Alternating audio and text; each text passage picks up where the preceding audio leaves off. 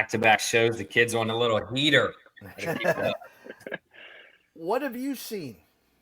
I think we've seen NIL make a lot of the top teams more balanced in the sense of like LSU will beat, Tennessee, but then they turn around and lose to somebody else, and vice versa, and A&M. And whereas like in 23, recently you had Florida and LSU were just clear in a way the most dominant teams. Then last year it was Tennessee. I don't see that this year. I see a lot of balanced teams, almost like Major League Baseball, like where like any team can beat anybody at any moment, with the exception of Missouri.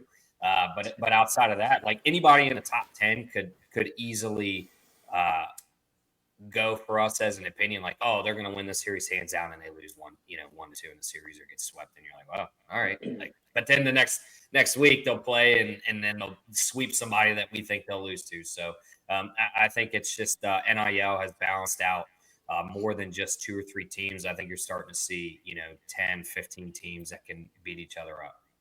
And I'm going to translate this into the NCAA March Madness here, guys, because when there's such a dominant conference, when some of these teams make a run and you start scratching your head and you're looking at their records and you're like, how the hell is this? Or they're favored over a team that during the regular season before the madness was head and heels the better team. I think we're going to see this, Nick. In other words, your number 8, 9, and 10 in the SEC, as they start picking off teams once the madness begins in baseball, you're going to start scratching your heads. I know we know who the elite are in the SEC, but I think you're going to see some of the middle tier SEC teams chop a few teams off.